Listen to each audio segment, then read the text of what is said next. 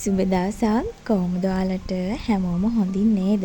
ඉතින් ගොඩක් ආදරෙන් ඔයාලා හැමෝම මගේ YouTube channel එකට පිළිගන්නවා.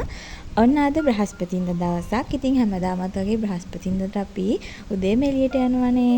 ඉතින් ඔන්න උදේ වැඩ ටික ඉවර කරගෙන පෙට ආවා. ඉතින් පෙට එනකොට හොඳටම අවුව වෙලාව.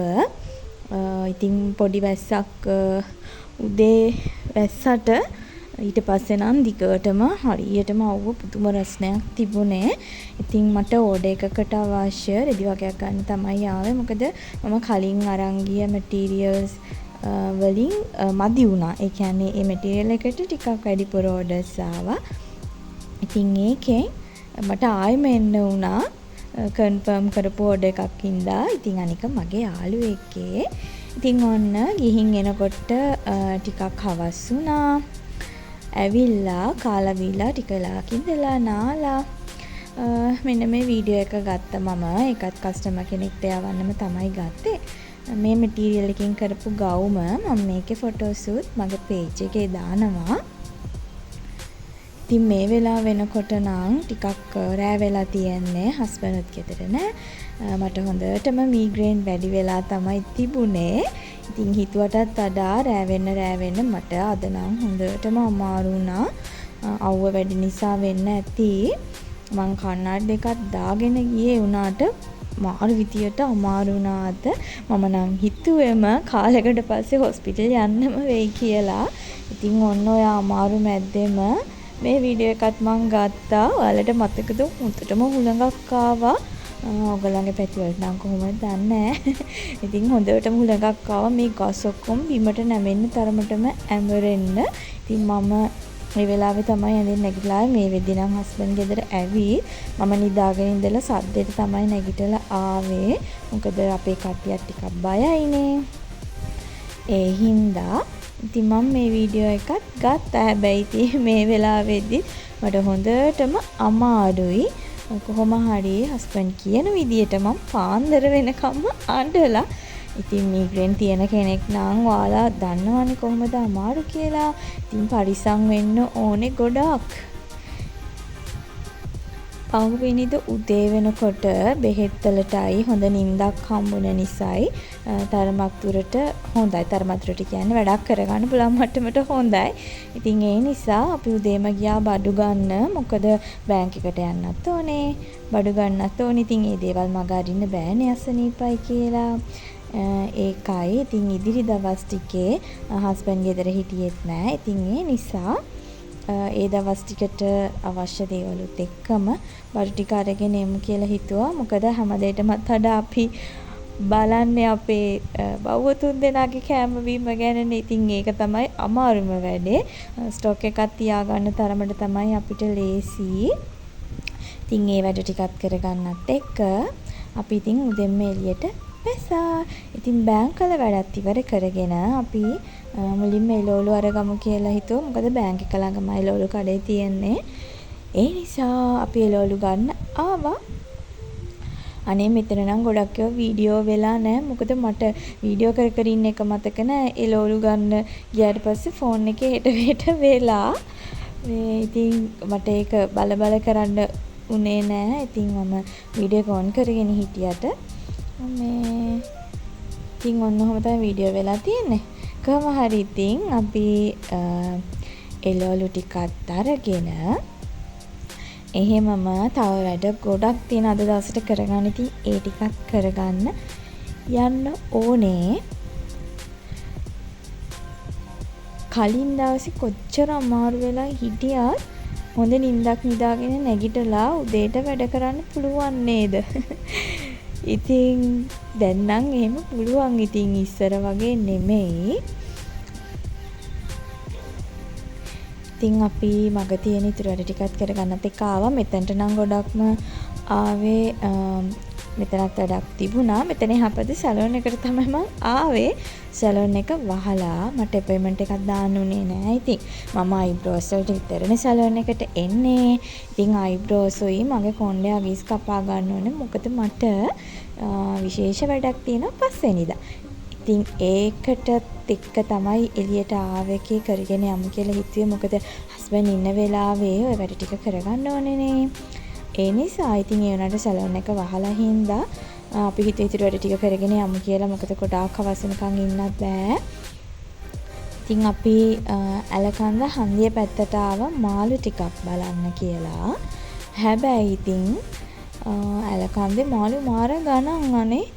අපි කොහොමත් ගොඩක් කාලයකට කලින් තමයි ඇලකන්දෙන් මාළු ගන්න එක නැවැත්තුවේ. සෑහෙන තරමක් ගණන්. ඉතින් කිලෝ එක අනිත් එක ඉතින් තරදි චුට්ටක් අවුල් වගේ. දැන් මේක බලලා කවුරු හරි මොන බණීද දන්නෙත් නෑ. ඒ වුණාට ඇත්තටම අපි ඒ නිසා තමයි මාළු ගන්න එක නැවැත්තුවේ. ඉතින් මම දන්නේ නෑ මම එහෙම කියපු එක හරිද කියලා. කොහොම හරි ගොඩක්ම අපි ආවේ ගණනුත් බලා ගන්නත් එක්කයි. තව මෙතන තියෙනවා මස් කඩයක්. ඉතින් අපිට චිකන් ගන්නත් ඕනේ. ඒකටත් එක්ක තමයි ආවේ. ආපු ගමන තමයි මාළු බැල. ඉතින් මෙන්න මේ මාළු කඩේ අයිතිකාරයා මේ ඉන්නේ. කඩේ වහලා අය හඳුනන ඉතින්. වට ඉතින් අඟට ගිහින් නැගිටවන්නත් ඉතුරුයි. ඊට පස්සේ ආයෙ පවුනේ කියලා හිතලා ඈතින්දා වීඩියෝ කරා. ඉතින් අපි ඊළඟට චිකන් උත් අරගෙන ආවේ කීල්ස් එකට. ඉතින් පුරුදු විදියටම ඔයාලා දන්නවනේ මම පොඩ්ඩක් වීඩියෝ එක ස්පීඩ් කරා. මොකද ගොඩාක් දිග වෙනවා. ඉතින් කීල්ස් එකට ආවා මාළු ගන්නයි ඉතුරු බඩු ටික ගන්නත් එක්ක. පළතුරුයි එළවලු නම් අපි අතනින් ගත්ත නිසා මෙතනින් ගොඩක් දේවල් ගත්තේ නැහැ. එතනින් නොගත්ත කීපයක් මෙතනින් ගත්තා. පළතුරු ගත්තා. ඉතින් කෙසේ නම් අනිවාර්යෙන් ගන්නවනේ. අපේ බවුස්ලා 3 දෙනෙක් කනවා. ඉතින් ඒ නිසා කොච්චර ගොඩක් කෙසෙල් අරන් ගියාත් පැයෙන් දෙකෙන් ඕක ඉවරයි. ඉතින් ඒ ටිකත් අරගෙන මෙතන වැඩ ටිකත් ඉවර කරගෙන යන්න ඕනේ.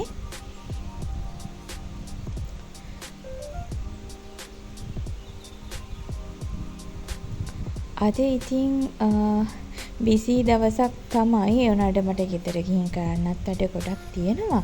දැන් ඉතින් බඩු අරගෙන යනවා කියන්නේ ඒ ටික ඔක්කොම අස් කරන්න ඕනේ. ඔන්න ඉතින් මම බිමත් තියාගත්තා. මොකද හාල් එහෙමත් ගත්ත මාළු ඒ ඔක්කොම බිම තිබ්බා. අනිත් ඒවා පිටිපස්සට දැම්ම පුළුවන් ඒවා ඔයාලට කියන්න. මම කතුරු මුරුංග මිටියක් ගත්තා. අතනේ ලෝලු කඩේ මේ වැඩ ටික ඔක්කොම කරගෙන ගෙදර යනකොට කතුරු මුරුංග මිටිය හොද්දටම මැලවිලා. මම ඉතින් ආපු ගමන් තක්කල් වතුර එකකට දාලා තිබ්බා. හැබැයි මට එකෙන් සෑහෙන තරමක් අයින් කරන්න උනානේ. බලන්න ඉච්චරට රසණයක් මේ දවස්වල තියෙන්නේ. ඔන්න ඉතින් අපි ආවා. අද ඉතින් උයන්න ඇත්තටම වෙලාවක් වුණ නැහැ. ඒ නිසා ඉතින් අපි කෑම ගත්තා කඩෙන් අරගෙන. එහෙමම යන ගමන් තමයි ඉන්නේ. මේ ඉතින් අපේ ගෙවල් පාර ඔයාලා දන්නවනේ.